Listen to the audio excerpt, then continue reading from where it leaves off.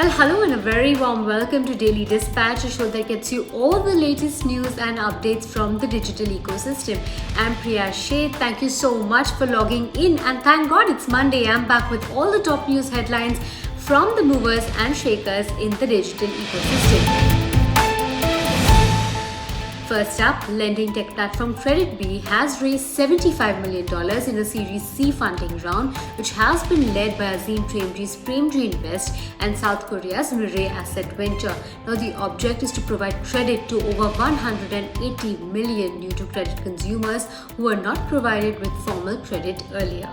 Well, moving on to the second headline of today, One Life NutriScience, which owns and operates the consumer healthcare brand One Life, has raised an undisclosed amount of funding from Wipro Consumer Care Ventures. Now, One Life, which operates in the wellness, immunity, and overall nutraceutical segment, will be using these funds for its next leg of growth.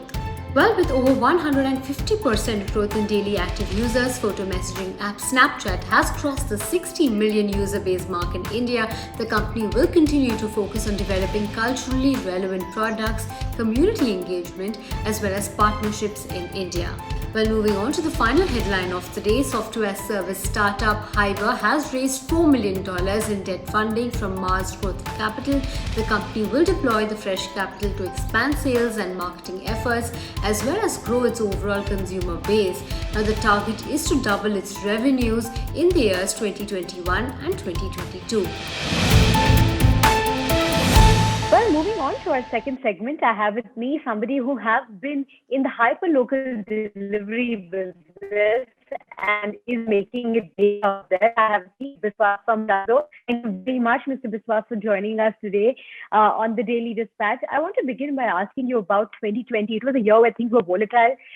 Businesses collapsed. Some businesses did really well. And hyperlocal delivery is one model that has done exceedingly well in this lockdown. So run us through how the year has been for you all. Yeah, firstly, Kabir, and not Mr. Viswas. No, the year's been actually great. We've been able to go ahead and I think establish Tanzo as one of the premier ways for consumers to go ahead and transact with local stores in their neighborhood in now close to about 9 cities. And what that has done is, I think we've become a way of life for all the consumers that actually tried us out during COVID, and they did it organically during that lockdown, but post that, I think what has happened is that as cities have eased up and neighborhoods have become easier, the habits actually have continued, and that's been very, very interesting to see as to how consumer behavior shifted to becoming delivery first instead of offline first. So in terms of absolute growth, if you could run us through what the growth has been and which categories have done exceedingly well over the last couple of months. So we define a category called consumables, Priya, and that's our number one focus area. Consumables is a mix of about 4 or 5 different kinds of what you call items that you would buy from local stores. The first one is, of course, grocery. Then there's fruits and vegetables. Then there's meat, some over-the-counter medicines, pet supplies, and things that the category is defined as anything that you would buy and then consume within the next 24 to 48 hours. So consumables. Well, in terms of absolute growth, I wanted to understand the way forward, because I do understand that you are looking at expanding operations, reaching more PIN codes as such. So what is the roadmap for 2021? If you could share your outlook. So for 2021, I think what we are doing is we're taking this category and going a lot more deeper into it by vertically going ahead and integrating what you call some parts of the supply chain a lot more closely into the platform. Now that we have about close to $100 million of GMV going through the platform, right, on an annual basis, in some neighborhoods we've become very big. They've also become very profitable, and in those neighborhoods, I think we see an opportunity to be able to go ahead and help local merchants go set up physical infrastructure that would be a lot more relevant in 2020 from a local kirana perspective. Let me just add a little more color to that.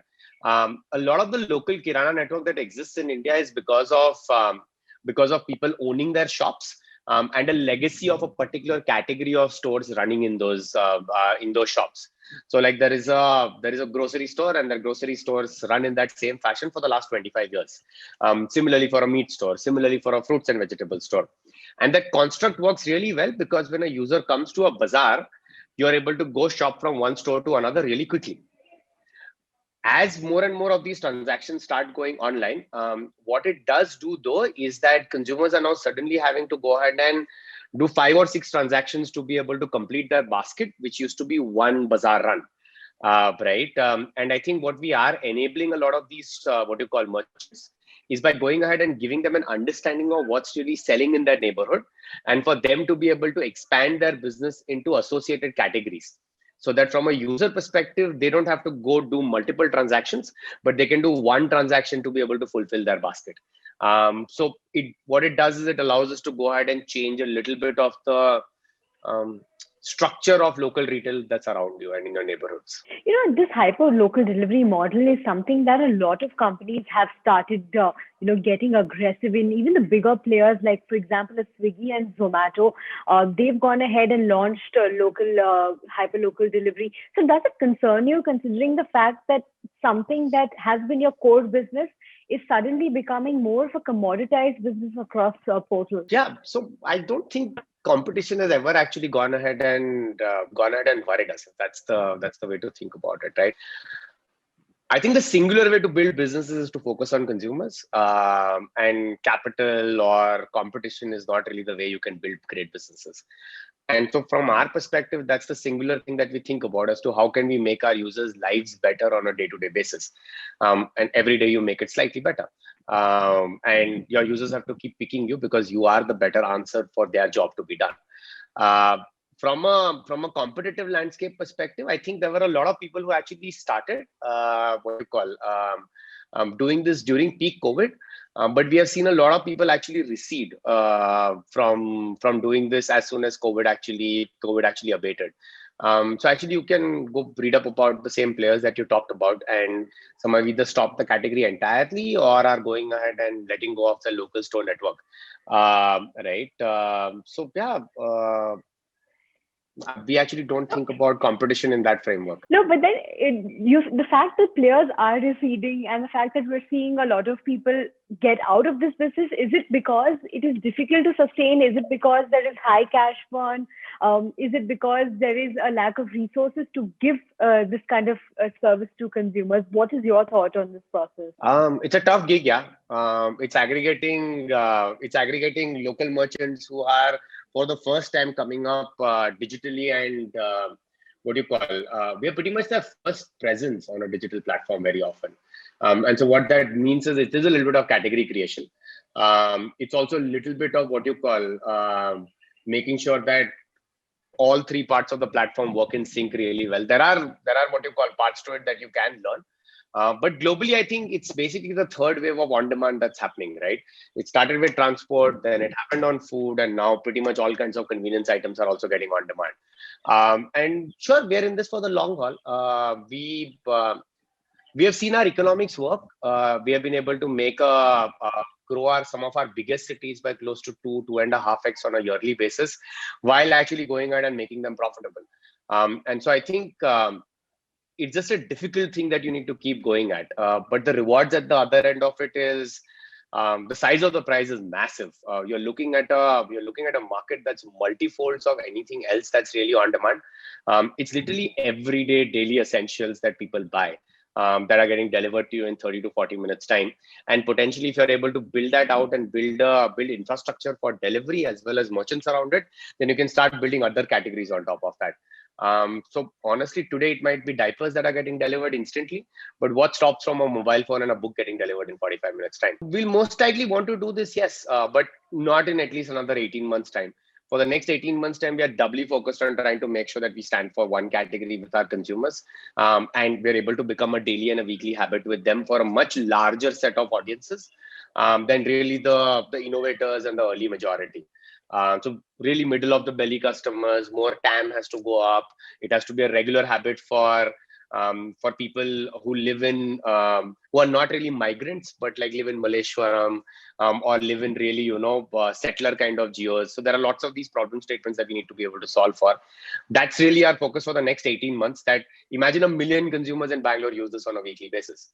That's the goal. Once that ends up happening, we are then able to make that model scale for other categories. So that's most likely a plan after 18 months time, where you'll start seeing a lot more categories actually get delivered in 45 minutes. You spoke about the returns of the business, and over the last couple of months, I've been reading reports which suggest that revenues have grown 35x for Dunzo over the last couple of months. So is this kind of revenue trajectory sustainable? What are your revenue targets?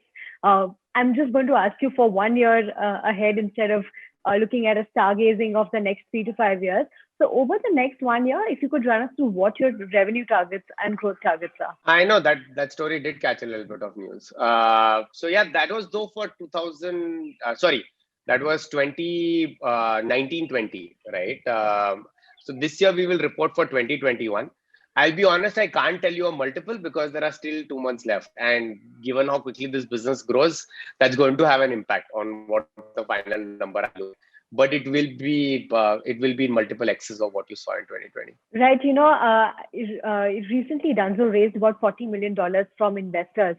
I know that you are going to be using these funds for expansion, but in terms of additional capital required going forward, is there a need to invest more considering the kind of aggressive expansion plans that you're working with? And will this mean that you will be looking at another round of funding sometime soon? So yes, we are most likely raising money at a 9 to 12 month cadence at this point of time. I think one of the things that we are really looking forward to is to be able to go ahead and prove the model out for a little bit of the mass set of customers in the country. And once that ends up happening, we will raise a larger round of capital to be able to take that model to multiple cities. The product that we have today works for the top 5 to 10% of audiences in Indian cities. But I think we are undergoing a change right now that allows us to become a lot more relevant to close to about 35-40% of Indian cities, what you call consumer base.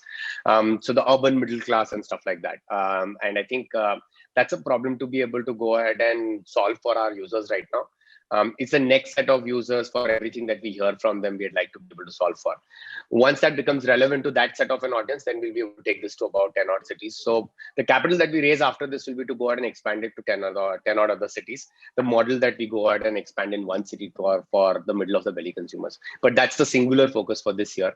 That happens only next year. Talk to us about profitability. How soon can we expect profits to come in? So I think our biggest city, I'll be honest, Priya, is already profitable. Right.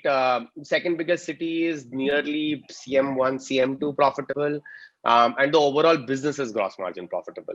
I think what we are doing now is to go ahead and say that what exactly is the lowest amount of capital that's required to be able to get to 10 folds of GMV than what we are right now at.